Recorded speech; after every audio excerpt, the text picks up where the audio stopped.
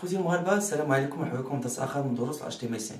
اليوم ان شاء الله غادي نشوفوا لا باليز اس في جي. اس في جي بحال كتقولوا سي ان ديسان اللي كيتصاوب بدو ديمونسيون، وهاد لو ديسان كنستعملو بزاف فيه الاكس ام ال، لونغاج اكس ام ال، اولا الفيشيي ان فيشيي اكس ام ال اللي مكتوب بواحد اللونغاج اكس ام ال. دونك اس في جي بحال كتقولوا واحد ليماج اللي هي دو ديمونسيون كتكون فقط مكتوبه بالارقام وبلي ستيل. فوالا، يعني ما كنجيبوش ايماج كيما باغ اكزومبل نصاوبو ايماج مقاده وكنعيطوا ليها وكندخلوها في وسط لاباج بحال هذيك اللي علمنا لكم، كنديرو اي ام جي تنديرو سورس وكنعيطوا للايماج وكتبان. لا، هادو كنرسموها بالنقط. هي مختلفه على الكانفا. الاختلاف ديال الكانفا ماشي هو ديال الكانفا بوحدو، الخدمه ديال الكانفا بوحدها اللي هي كتكري واحد الطابي وعاد كترسم فوق منها، والاس في جي اللي كتعيطها لا باليز في وسط لاباج اش تي ام ال وكتافيشي فيها لي كوردوني وكتبقى تلون داكشي فقط باللونغاج اس في جي. دونك هما جوج ديال لي تكنولوجي مختلفين. دونك اس في جي الا بغيتو باغ اكزومبل ترسموا شي حاجه ولا تصوروا، درنا هاد لي تي بي في الاس في جي ومازال غادي نزيدو فيهم شي حوايج كثار في الاس في جي ونوريكم كيفاش ديروا تخدموا بالاس في جي. دونك الاس في جي بحال كتقول كنرسمو به لي دو ديمونسيون ويمكن لنا نحركوهم يتحركوا ونديروا لي موفمون ديال دو ديمونسيون في وسط لاباج اش تي ام ال 5.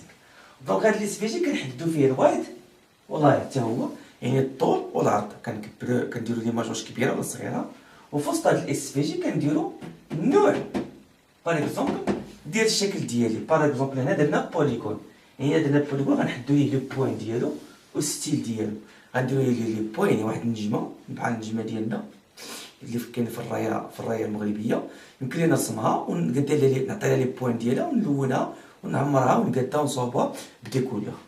دونك هذا هو الاس في جي. من بعد فاش تنسالي هذا الشكل ديالي اولا الاشكال اللي كنخشي هنايا، ولا يمكن لي هنايا في هذا الاس في جي نعيط باغ اكزومبل الان فيشيي اكس ام ال فيه لي دوني والكوردوني كاملين ديال ليماج وتنبدا نافيشيهم عندي طق ونخدم بهم عليهم بجافا سكريبت، ونبدا اون فوا سيرفولي اس في جي يبدا يتبدل لي في لي كولور ولا دي موفمون، وعطا الله لي زيكزومبل اللي غنولي لكم في الكود براتيك.